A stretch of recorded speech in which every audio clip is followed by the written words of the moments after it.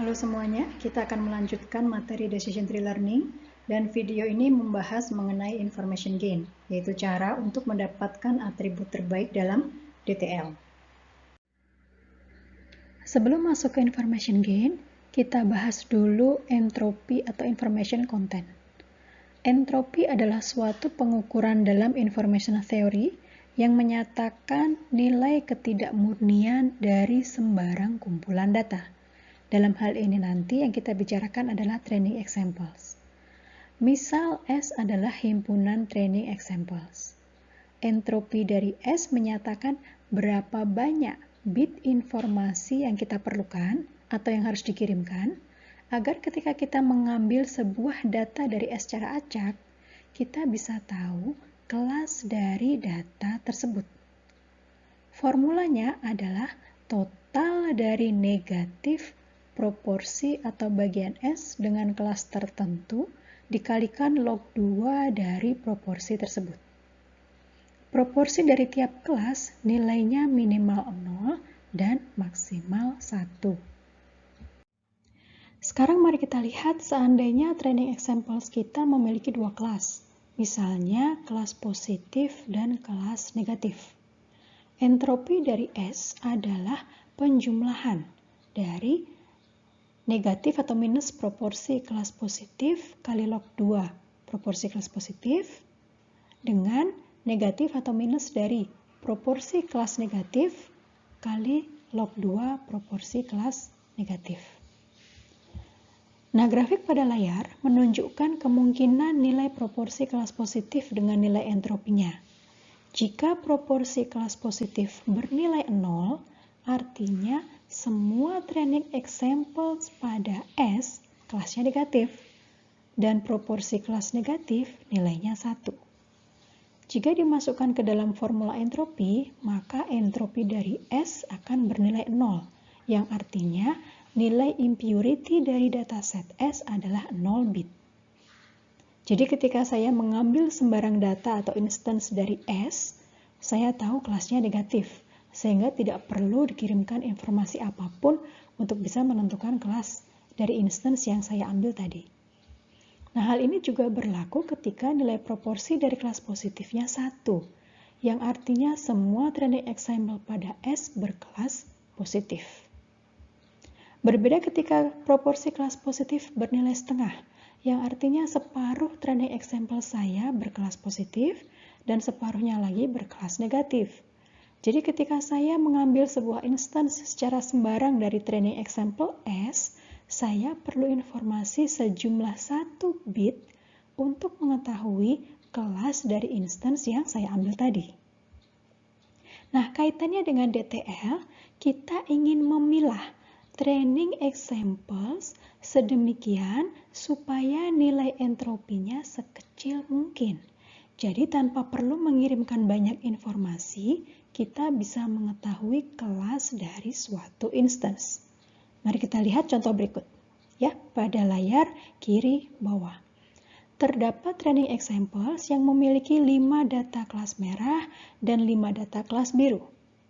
Jadi proporsi kelas merah adalah setengah dan proporsi dari kelas biru juga setengah. Entropi dari data tersebut adalah 1. Nah, misal saya memilih nih atribut pertama, sehingga pengelompokan datanya menjadi data pada gambar yang paling kiri. Dengan pemilihan atribut tersebut, ternyata nilai entropi tidak berkurang. Nah, sekarang kita lihat kalau misalnya saya memilih atribut yang kedua. Misalnya pada gambar yang tengah. Entropi menjadi lebih kecil. Sedangkan jika saya memilih atribut yang ketiga pada gambar paling kanan, entropi berkurang menjadi 0. Nah, dari ketiga atribut tersebut, maka atribut ketiga adalah atribut yang paling baik dibandingkan dengan atribut pertama dan atribut kedua. Nah, untuk training examples S dengan banyaknya kelas lebih dari 2, maka nilai entropi paling besar bisa mencapai log 2 dari banyaknya kelas tersebut. Nah, grafik pada layar menunjukkan contoh jika banyaknya kelas itu adalah 0 hingga 16, maka kemungkinan nilai entropinya pun juga beragam. Lalu bagaimana kaitannya dengan information gain? Nah, nilai gain inilah yang kita gunakan untuk memilih atribut terbaik dalam algoritma ID3. Jadi, gain dari suatu atribut pada training example S adalah ekspektasi pengurangan nilai entropi dataset S jika kita kelompokkan datanya berdasarkan nilai pada atribut A. Karena kita ingin nilai entropinya makin kecil, maka kita cari atribut yang gain-nya atau ekspektasi pengurangannya paling besar. Sehingga dia akan bisa mengurangi dengan cukup banyak nilai entropi semula. Nah, formula dari gain suatu atribut A pada training example S adalah entropi dari S dikurangi dengan total penjumlahan proporsi tiap kemungkinan nilai atribut A dikalikan dengan entropi dari training examples yang atribut A-nya bernilai tertentu. Nah, mari kita terapkan cara pencarian information gain tersebut untuk membentuk pohon dari data training examples cuaca 14 hari dan penentuan apakah bermaintenance atau tidak. Jadi dari kumpulan data yang kita miliki, sama seperti pada video sebelumnya, kita akan mencari atribut terbaik. Atribut terbaik adalah atribut yang nilai gain-nya paling besar. Sehingga kita mencari nilai gain yang paling maksimum di antara outlook, temperatur, humidity, dan wind. Pertama, kita cari dulu nilai entropi dari S atau keseluruhan data pada training examples-nya. Jadi entropi pada S adalah proporsi dari kelas yes. Di sini ada 9 data yang memiliki kelas yes. Dibagi dengan 14 itu adalah keseluruhan data. Kalikan dengan log 2 dari 9 per 14. Dan kemudian proporsi berikutnya itu adalah 5, yaitu kelas no. Terdapat 5 data yang memiliki kelas no, dibagi dengan 14 yaitu keseluruhan data yang ada. Kalikan dengan log 2, 5 per 14. Maka entropi S-nya adalah 0,940. Nah, dari sini kita mulai menghitung, misalnya yang pertama kita hitung gain dari atribut outlook.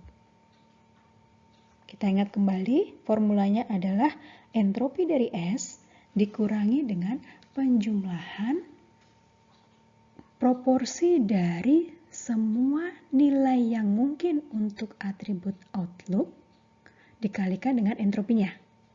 Oke, mari kita lihat satu persatu. Oke, jadi entropi S itu adalah 0,940. Lalu kita tahu bahwa untuk atribut outlook nilainya adalah sunny, overcast, dan rain. Nah, mari kita lihat berapa proporsi untuk atribut outlook yang nilainya sunny. Oke, di sini ada 1, 2, 3, 4, 5. Jadi ada 5 data dari 14 data yang nilai outlook-nya sama dengan sunny. Dan itu nanti akan dikalikan dengan entropi untuk sunny. Berikutnya adalah proporsi untuk outlook sama dengan overcast. Kita lihat di sini overcast-nya ada 1, 2, 3, 4.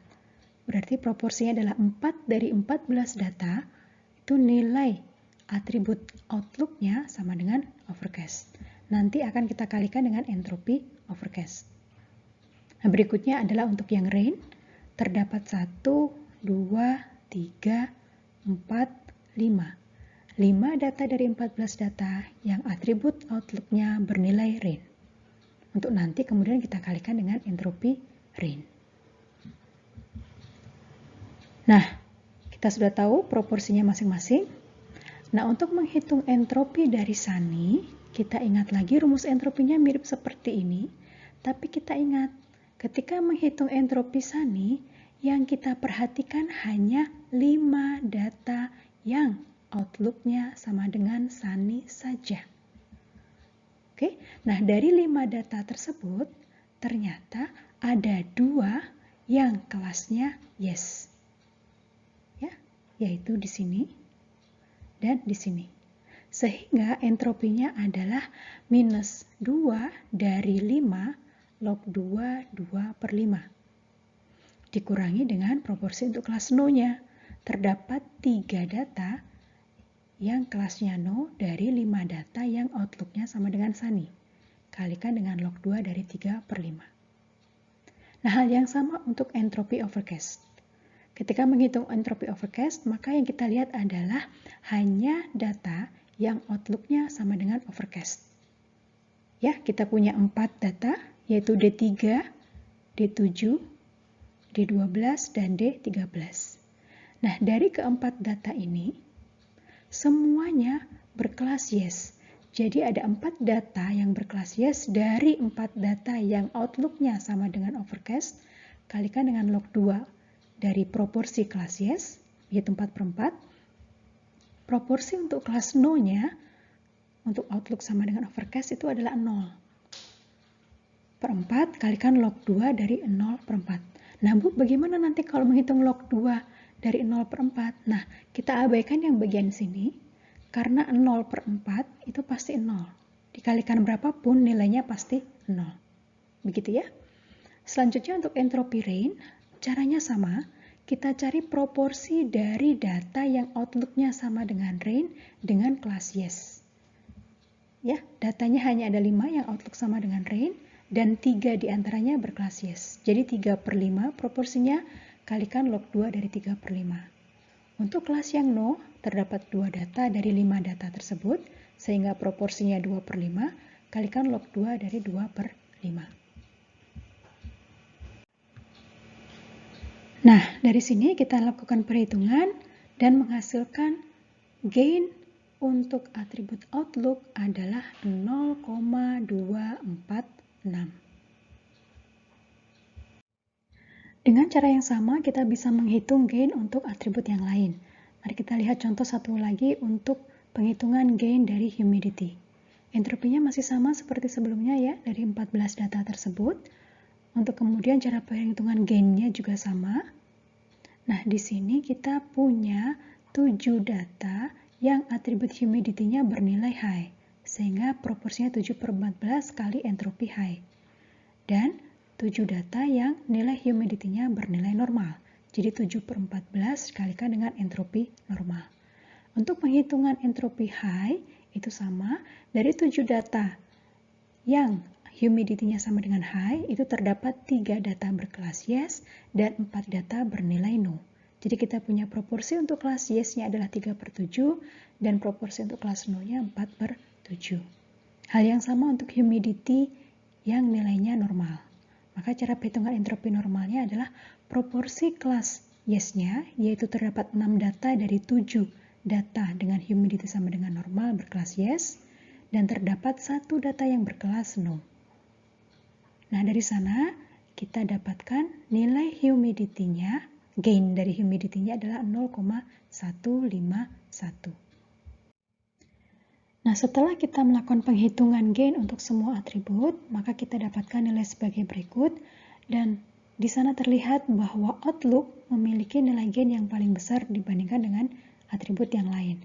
Oleh karena itu, outlook terpilih sebagai atribut terbaik. Ya, karena ekspektasi pengurangan entropinya paling besar. Kemudian atribut outlook kita letakkan pada simpul pohon, dan pencabangannya adalah nilai-nilai dari atribut outlook. Seperti kita tahu pada video sebelumnya, untuk nilai outlook sama dengan overcast, kita sudah bisa mengelompokkan semua datanya pada kelas yang sama, yaitu yes. Nah, sekarang persoalannya adalah untuk outlook sama dengan Sunny. Karena nilai datanya masih ada yang berkelas yes, masih ada yang berkelas no.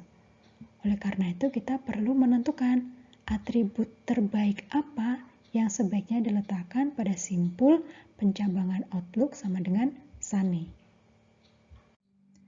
Caranya sebetulnya sama seperti langkah sebelumnya, hanya perlu diperhatikan. Yang kita pertimbangkan pada saat pemilihan atribut ini hanya data yang nilai outlook-nya sama dengan Sunny saja, sehingga hanya ada 5 data yang kita perhatikan. Oleh karena itu, nilai entropi set S-nya pun juga harusnya berubah, hanya melibatkan 5 data ini saja. Oke, jadi entropi S-nya adalah, maka kita lihat kelasnya tetap ada 2 ya, yaitu yes dan no. Kita lihat dari data D1, D2, D8, D9, dan D11, terdapat 2 data bernilai yes, sehingga proporsinya adalah 2 dari 5. Sedangkan data yang berkelas no ada 3, sehingga proporsinya adalah 3/5. Ya, formula entropi S-nya sama saja. Kita dapatkan nilai entropinya 0,971 untuk 5 data yang sedang kita pertimbangkan ini. Nah, berikutnya misalnya kita hitung gain dari humidity.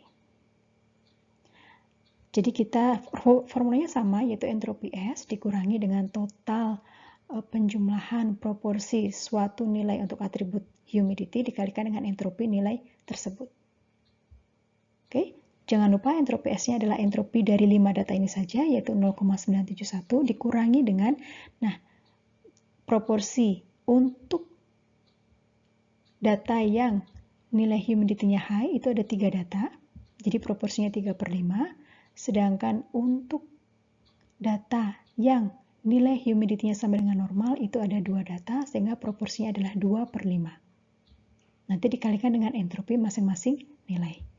Untuk entropi high, itu ternyata ketiga datanya semuanya berkelas no.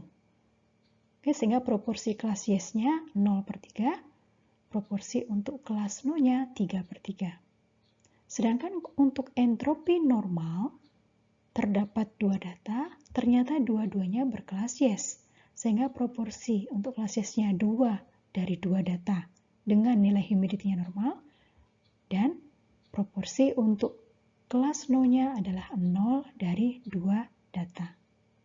Dari sana kita dapatkan nilainya adalah 0,971. Nah, kita hitung juga untuk gain dari temperatur dan wind. Ingat, di sini kita tidak lagi menghitung gain dari outlook, karena outlook kan sudah terpilih. Dia sudah menjadi simpul akar pada persoalan ini. Nah, dengan cara yang sama kita hitung gain untuk temperatur dan wind dengan entropinya yaitu 0,971 ya, 5 data ini, maka kita dapatkan nilai gain dari 3 atribut adalah sebagai berikut, dan nilai gain tertinggi adalah atribut humidity yaitu 0,971. Oleh karena itu, humidity kita pilih sebagai atribut yang akan diletakkan pada simpul pada pencabangan outlook sama dengan Sunny. Nah, seperti kita ketahui dari video sebelumnya, dengan meletakkan humidity sebagai simpul pada pencabangan outlook sama dengan Sunny, kita sudah bisa mengelompokkan training examples-nya menjadi kelas yes dan no, sehingga kita tidak perlu mencari atribut lagi untuk di bawah humidity. Nah, berikutnya kita lakukan hal yang sama untuk outlook sama dengan rain. Jangan lupa data yang digunakan untuk menghitung entropi S-nya itu hanya data yang nilai outlook-nya sama dengan rain saja. Untuk kemudian dihitung lagi gain dari atribut temperatur, humidity, dan wind yang nilai outlook-nya sama dengan rain. Dari sana kita pilih atribut terbaik atau atribut yang memiliki nilai gain tertinggi. Hingga semua data nanti pada saat sudah kita tentukan atributnya, kita bisa mengelompokkannya menjadi kumpulan data dengan kelas yang sama. Nah, setelah kita belajar mengenai information gain, itu sebetulnya kita sudah tahu bagaimana cara melakukan pembelajaran dengan decision tree, tepatnya dengan algoritma ID3. Gitu ya. Nah, silakan Anda coba latihan ini.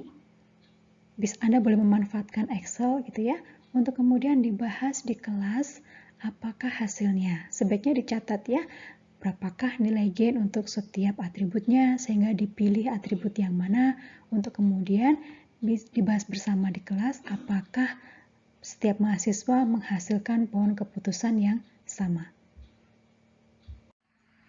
Demikian video mengenai information gain. Selamat belajar!